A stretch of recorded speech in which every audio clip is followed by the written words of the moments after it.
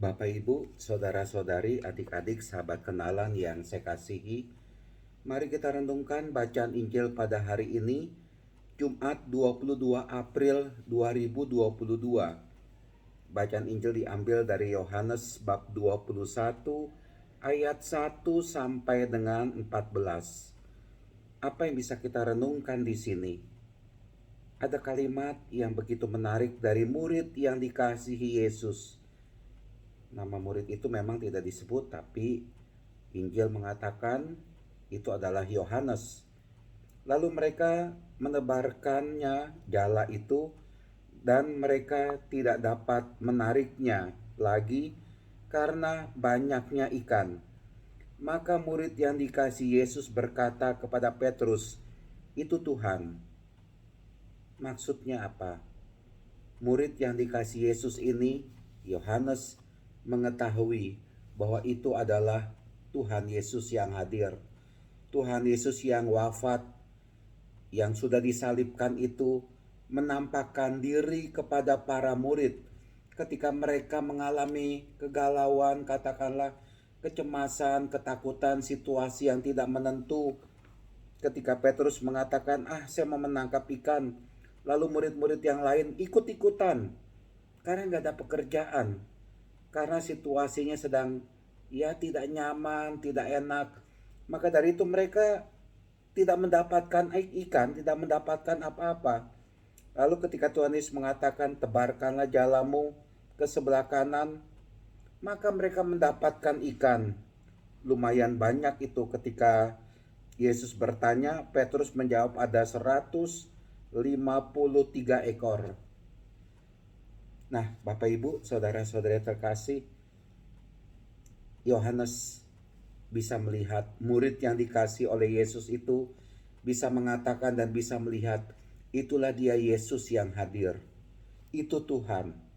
Nah, Bapak Ibu, saudara-saudari terkasih, yang mau saya jadikan bahan renungan adalah, mari dalam hidup ini kita selalu katakanlah bisa menangkap kehadiran Tuhan.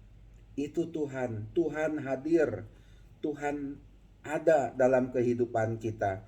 Tuhan tidak membiarkan kita sendirian saja dalam situasi yang tidak enak, dalam situasi yang tidak baik, atau kita sedang mengalami sakit, kita sedang mengalami kesulitan, kita sedang mengalami kesusahan, seperti halnya para murid mengalami situasi yang galau karena Tuhan Yesus wafat, situasi yang sedih.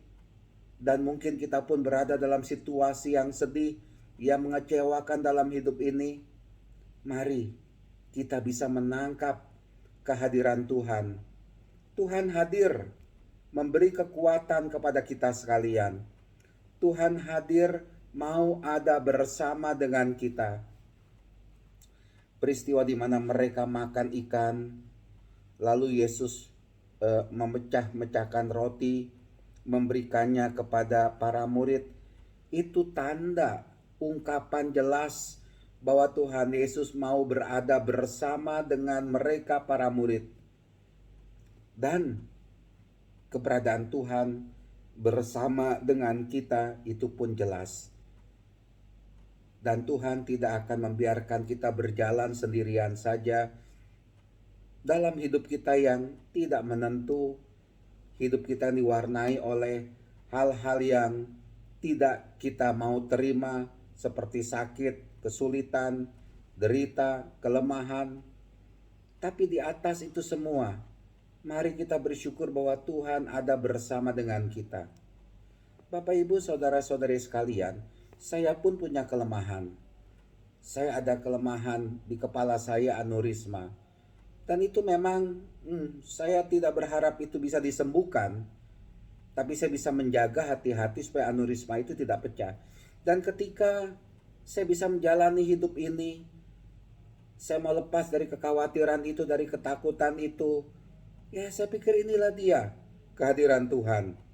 Bahwa Tuhan itu masih memberi kesehatan kepada saya mulai saat ini, dan juga ke depan besok. Itulah dia tanda penyertaan Tuhan. Ketika saya masih bisa bergembira, tertawa, bersuka cita, Itulah dia kehadiran Tuhan yang membuat saya bergembira di dalam Tuhan. Banyak cara di mana Tuhan hadir. Banyak cara di mana Tuhan mau mendampingi, menyertai kita. Percayalah, Tuhan tidak meninggalkan kita. Tuhan selalu ada bersama dengan kita dalam situasi apapun juga.